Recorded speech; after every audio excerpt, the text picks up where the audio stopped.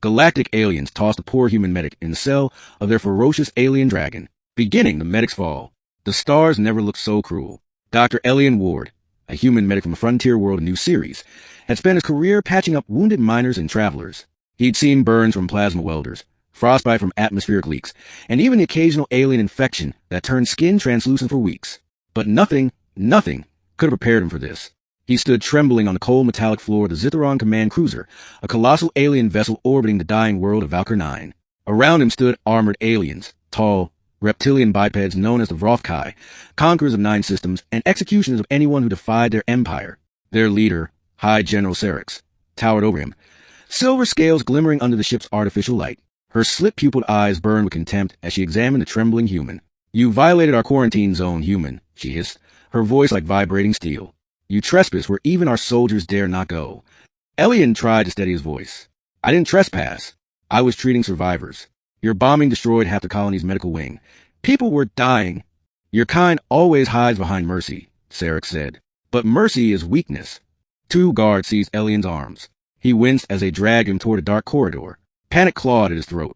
"Wait, what are you doing?" he demanded. "You will be confined with the beast," Serix said simply. "If your compassion is so noble, perhaps you'll heal her." The metallic door sealed shut behind them with a hiss that sounded final, absolute. He was being led to the Dracus cell, a chamber rumored even among Vrothkai soldiers as cursed. It was said that the alien dragon inside had once annihilated a fleet before being captured. None who entered that cell had ever returned. Middle, the dragon's prison. The guard shoved Elian into the cell and slammed the hatch closed behind him. For a moment, he could only hear his own ragged breathing and the faint hum of energy fields. The air was thick with ozone, warm and strangely alive. Then, from the darkness ahead, a low rumble vibrated to the floor, deep, resonant, ancient. "Another sacrifice," a voice thundered, feminine yet distorted, resonating both in his ears and inside his mind. "Tell me, human, do you scream before you die?"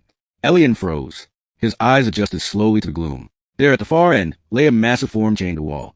Scales like obsidian armor shimmered with faint traces of bioluminescence. Twin horns curved back over a skull too large to comprehend. The creature's wings were bound in heavy restraints, veins glowing with dim blue circuitry. Her eyes, slit-pupiled and luminescent gold, locked onto him. "Why, you can talk," he stammered. "Telepathy," she rumbled. "Your primitive tongue is tedious." Elian swallowed hard. He could barely move. They said you're dangerous." Her lips peeled back in a silent snarl. "I burned their fleet because they slaughtered my clutch. Now they keep me chained, drugged, half dead for centuries. And now they send me toys like you." Her voice carried hatred and pain. It wasn't the voice of a beast. It was intelligent, ancient, tortured. Elian dared to take a step closer. "I'm not here to hurt you." The dragon's nostrils flared. "No? Then why does your scent reek of their machines?" He looked down, still wearing his medic's uniform, torn and stained. The Vrothkai insignia on his sleeve wasn't his. One of the guards must have slapped it on as a cruel joke. "I'm not one of them," he said quickly. "I'm a human medic. I heal people. That's all I do." "Humans," she murmured, her voice softening slightly. "The fragile ones who built cities of glass. I remember your kind before the wars." Elian frowned. "Before the wars? How long have you been in prison?" 300 of your years," she whispered. He felt his stomach twist. 3 centuries. No wonder she was filled with rage. Slowly, he raised his hands. "You're injured, aren't you? I can see it. The veins along your wings, the discoloration near your side." Her tail shifted slightly, scraping metal. "You presume much." "I'm a medic," he said firmly, courage rising from somewhere deep inside him. "Let me help you." The dragon studied him for a long time, her eyes glowing faintly in the gloom. Finally, she lowered her head. "If you try to harm me," she said, "your bones will be ash before you finish your scream." He gave a small, trembling nod. "Fair enough. The healer and the beast." Elian spent hours exploring the limits of her restraints. The Vrothkai had embedded suppressor nodes along her spine, devices that drained energy and dulled regenerative cells.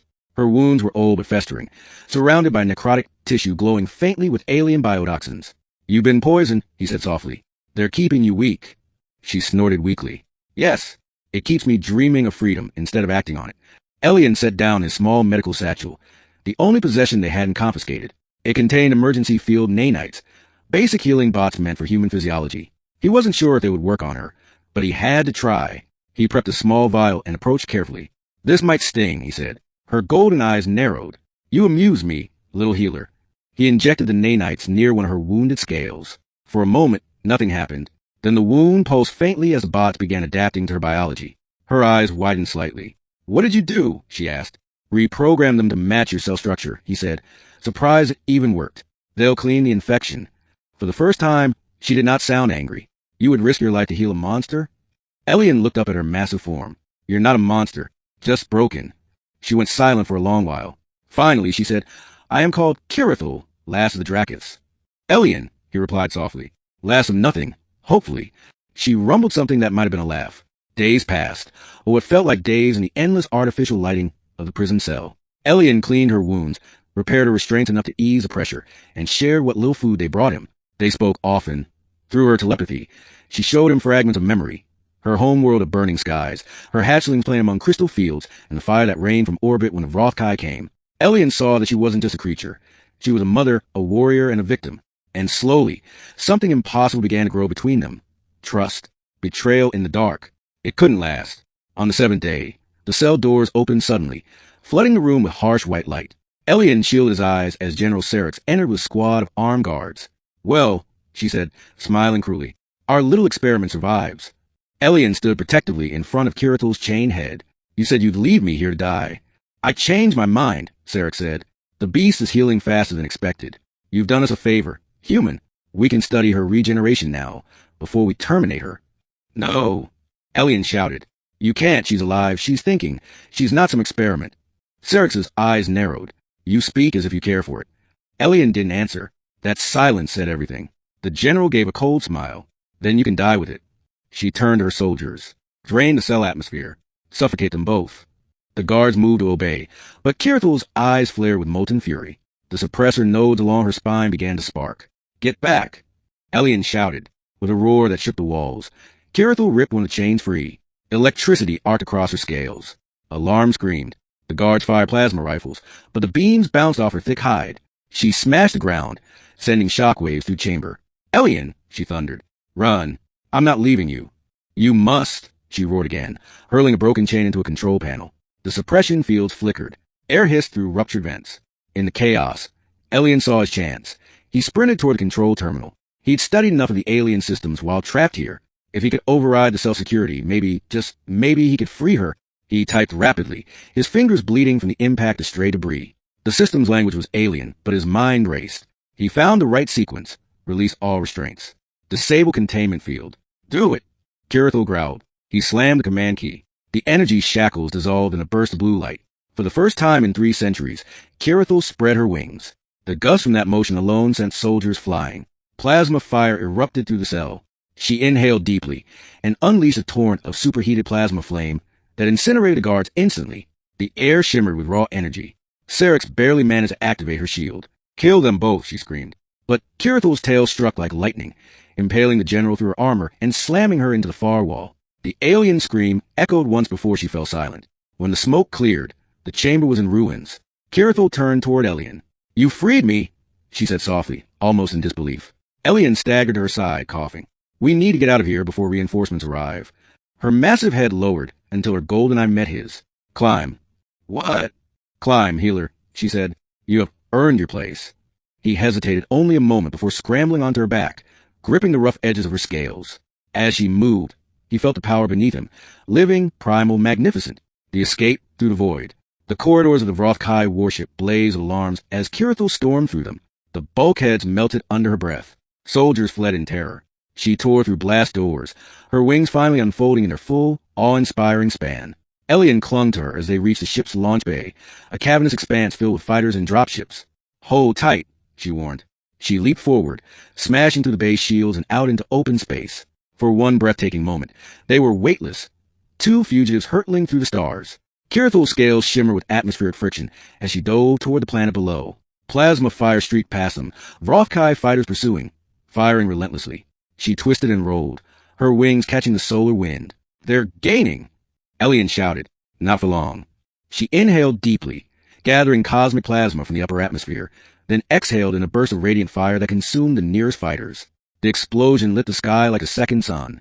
They descended through clouds into the fractured surface of Valkyr 9, a wasteland of broken metal and molten rivers. Kirithul landed heavily amid the ruins, smoke curling from her nostrils. Elian slid down beside her, his heart pounding. We made it. For now, she said grimly. But the Vrothkai will not rest until they reclaim what they lost. He looked at her, exhaustion and awe mixing in his eyes. Then we'll stay ahead of them. You would stay with me? She asked, surprised. He smiled faintly. You saved my life. I saved yours. That makes us even. And besides, you could use a medic. Her gaze softened. Then, so be it. Ending the healer's flight.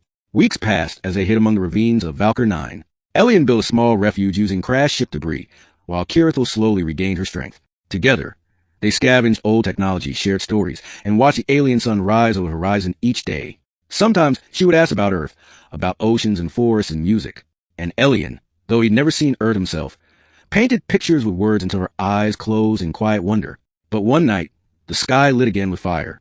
Vrothkai ships, hundreds of them, descended through the clouds. They've found us, Kirithel growled. Elian grabbed his pack and ran to her side. Then let's make them regret it. She lowered her wing. Climb aboard, healer.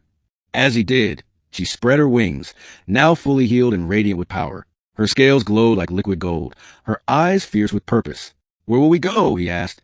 Beyond their reach, she said. There are still places the Vrothkai fear, uncharted systems, nebulae where stars are born. Perhaps we'll find others there. The ships opened fire, but this time, Kirithel was ready. She roared, a sound that shook the heavens, and rose into a storm of plasma. Her flames tore through the enemy ranks, scattering them like leaves in a gale. Elian clung to her back, his heart thundering, the universe a swirl of light and fury around them. When they finally broke through the blockade, the darkness of deep space welcomed them. Ahead stretched the endless stars, uncharted and free. Kirithel's telepathic voice echoed softly in his mind. You gave me back my life, Elian Ward. Perhaps it is time I give you a new one. He smiled into the windless void. Then let's begin. And together, the last human medic and the last Draken dragon vanished into the galactic horizon, leaving behind a legend of Vrothkai with fear for millennia.